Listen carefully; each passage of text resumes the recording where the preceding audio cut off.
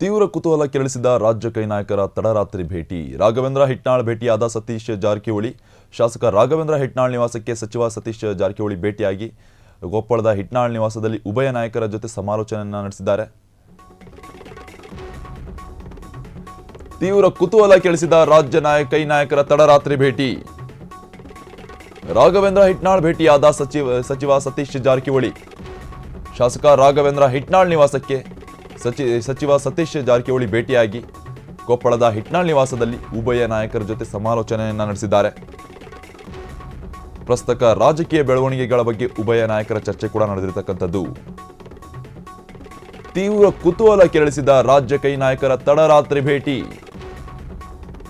ರಾಘವೇಂದ್ರ ಹಿಟ್ನಾಳ್ ಭೇಟಿಯಾದ ಸಚಿವ ಸತೀಶ್ ಜಾರಕಿಹೊಳಿ.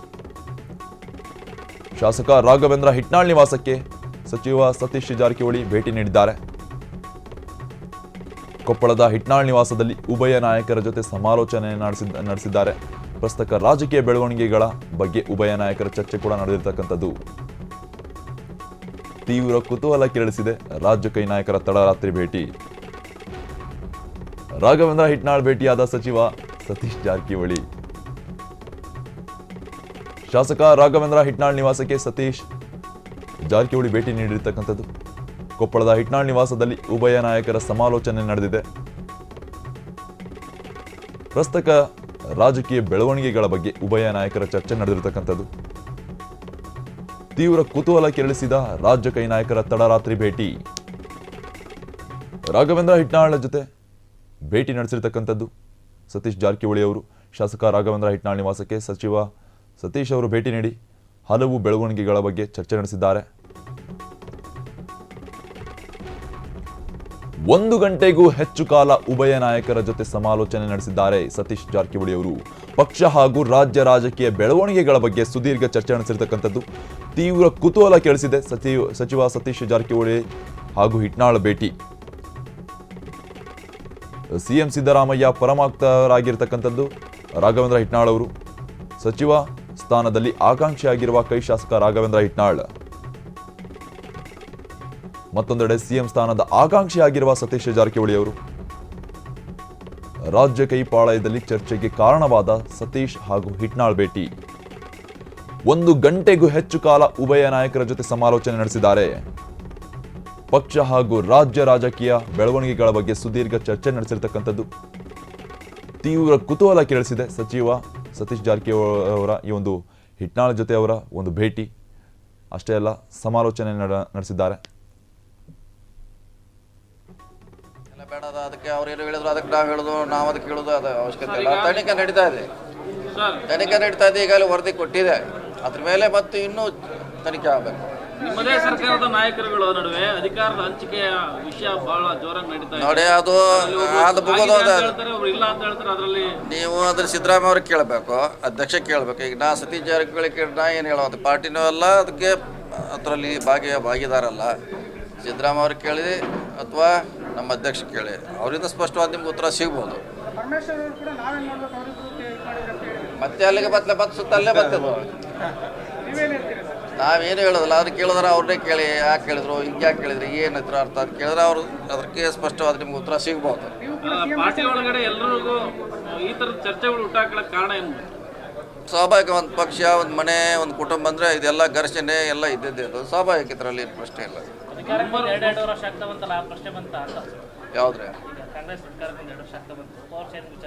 ಅದು ನೋಡಿ ಹೇಳಿದ್ದೀನಿ, ಅದು ಅವ್ರ ಮಧ್ಯೆ ಇರುವಂಥ ಚರ್ಚೆ. ಅದು ನಮಗೆ ಅದ್ರ ಬಗ್ಗೆ ಯಾರಿಗೂ ಗೊತ್ತಿಲ್ಲ. ಅವರಿಂದ ಏನೋ ಸ್ಪಷ್ಟವಾದ ಉತ್ತರ ನಿಮ್ಗೆ ಸಿಗ್ಬೋದು ಅಲ್ಲಿ ಕೇಳಿದ್ರೆ. ಮುಂಬರುವಂಥ ದಿನಗಳಲ್ಲಿ ಅಧಿಕಾರ ಹಂಚಿಕೆ ಅಂತ ಏನಾದರೂ ಬಂದರೆ ಆ ಸಿಎಂ ರೇಸಲ್ಲಾಗಿ ಸತೀಶ್ ಜಾರಕಿಹೊಳಿ ನೋಡಿ, ಈಗಾಗಲೇ ಹೇಳಿದ್ದೀವಿ, ಸಾಕಷ್ಟು ಸಾರಿ ಹೇಳಿದ್ದೀವಿ. ನಮಗೂ ಅದಕ್ಕೂ ಸಂಬಂಧ ಇಲ್ಲದ ವಿಷಯ ಅದು. ನಾವೇನಿದ್ರು ಮಂತ್ರಿ ಆಗಿದ್ವಿ, ಮಂತ್ರಿಯಾಗಿ ಕೆಲಸ ಮಾಡ್ತಾ ಇದ್ವಿ. ಸೊ ಈಗ ಮುಖ್ಯಮಂತ್ರಿ ಅಧ್ಯಕ್ಷ ಚರ್ಚೆ ಅನಾವಶ್ಯಕ ಈ ಹಂತದಲ್ಲಿ.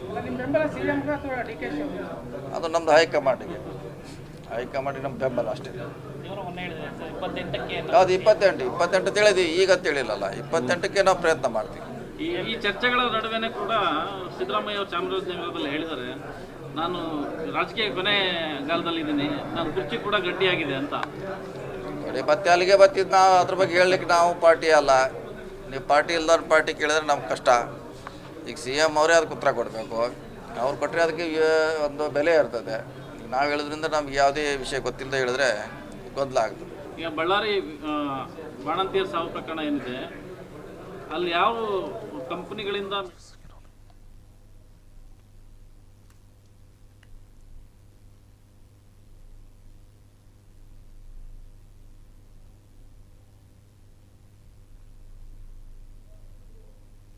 ತಪ್ಪಿಸ್ತರ ಕೆಳಗಿನವರ ಡಾಕ್ಟರ್ಗಳ ಅಧಿಕಾರಿಗಳ ಮತ್ತಾರಿದ್ದಾರೆ ಬರಲಿ, ಬಂದ್ಮೇಲೆ ಅದ್ರ ಬಗ್ಗೆ ಚರ್ಚೆ ಮಾಡೋದು. ಆರೋಗ್ಯ ಸಚಿವರ ರಾಜೀನಾಮೆ ಒತ್ತಾಯ ಮಾಡಿದ್ದಾರೆ ನೋಡಿ, ಅದೆಲ್ಲ ಬೇಡ. ಅದಕ್ಕೆ ಅವ್ರು ಏನು ಹೇಳಿದ್ರು ಅದಕ್ಕೆ ನಾವು ಹೇಳೋದು, ನಾವು ಅದಕ್ಕೆ ಹೇಳೋದು ಅದು ಅವಶ್ಯಕತೆ ಇಲ್ಲ. ತನಿಖೆ ನಡೀತಾ ಇದೆ, ತನಿಖೆ ನಡೀತಾ ಇದೆ. ಈಗಾಗಲೇ ವರದಿ ಕೊಟ್ಟಿದೆ, ಅದ್ರ ಮೇಲೆ ಮತ್ತು ಇನ್ನೂ ತನಿಖೆ ಆಗಬೇಕು.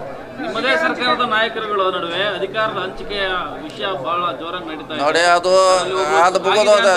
ಇಲ್ಲ ಅಂತ ಹೇಳ್ತಾರೆ. ಅದರಲ್ಲಿ ನೀವು ಅದ್ರ ಸಿದ್ದರಾಮಯ್ಯ ಅವ್ರಿಗೆ ಕೇಳಬೇಕು, ಅಧ್ಯಕ್ಷ ಕೇಳಬೇಕು. ಈಗ ನಾ ಸತೀಶ್ ಜಾರಕಿಹೊಳಿ ನಾ ಏನು ಹೇಳೋದು, ಪಾರ್ಟಿನೂ ಅಲ್ಲ, ಅದಕ್ಕೆ ಅದರಲ್ಲಿ ಭಾಗಿದಾರಲ್ಲ. ಸಿದ್ದರಾಮಯ್ಯ ಅವ್ರಿಗೆ ಕೇಳಿ ಅಥವಾ ನಮ್ಮ ಅಧ್ಯಕ್ಷ ಕೇಳಿ, ಅವರಿಂದ ಸ್ಪಷ್ಟವಾದ ನಿಮ್ಗೆ ಉತ್ತರ ಸಿಗ್ಬೋದು. ಮತ್ತೆ ಅಲ್ಲಿಗೆ ಬತ್ತು ಸುತ್ತಲ್ಲೇ ಬರ್ತದೆ. ನಾವೇನು ಹೇಳೋದಲ್ಲ, ಅದನ್ನ ಕೇಳಿದ್ರೆ ಅವ್ರನ್ನೇ ಕೇಳಿ, ಯಾಕೆ ಕೇಳಿದ್ರು, ಹಿಂಗೆ ಯಾಕೆ ಕೇಳಿದ್ರಿ, ಏನು ಹತ್ರ ಅರ್ಥ ಅಂತ ಕೇಳಿದ್ರೆ ಅವರು ಅದಕ್ಕೆ ಸ್ಪಷ್ಟವಾದ ನಿಮ್ಗೆ ಉತ್ತರ ಸಿಗ್ಬೋದು. ಪಾರ್ಟಿ ಒಳಗಡೆ ಎಲ್ಲರಿಗೂ ಈ ಥರದ ಚರ್ಚೆಗಳು ಹುಟ್ಟಾಕೊಳ್ಳೋಕೆ ಕಾರಣ ಏನು? ಸ್ವಾಭಾವಿಕ. ಒಂದು ಪಕ್ಷ, ಒಂದು ಮನೆ, ಒಂದು ಕುಟುಂಬ ಅಂದರೆ ಇದೆಲ್ಲ ಘರ್ಷಣೆ ಎಲ್ಲ ಇದ್ದಿದ್ದೆ. ಅದು ಸ್ವಾಭಾವಿಕ, ಇದರಲ್ಲಿ ಪ್ರಶ್ನೆ ಇಲ್ಲ. ಯಾವುದ್ರೆ ಅದು ನೋಡಿ ಹೇಳಿದ್ದೀನಿ, ಅದು ಅವ್ರ ಮಧ್ಯೆ ಇರುವಂಥ ಚರ್ಚೆ. ಅದು ನಮಗೆ ಅದ್ರ ಬಗ್ಗೆ ಯಾರಿಗೂ ಗೊತ್ತಿಲ್ಲ. ಅವರಿಂದ ಏನೋ ಸ್ಪಷ್ಟವಾದ ಉತ್ತರ ನಿಮ್ಗೆ ಸಿಗ್ಬೋದು ಅಲ್ಲಿ ಕೇಳಿದ್ರೆ. ಮುಂಬರುವಂಥ ದಿನಗಳಲ್ಲಿ ಅಧಿಕಾರ ಹಂಚಿಕೆ ಅಂತ ಏನಾದ್ರು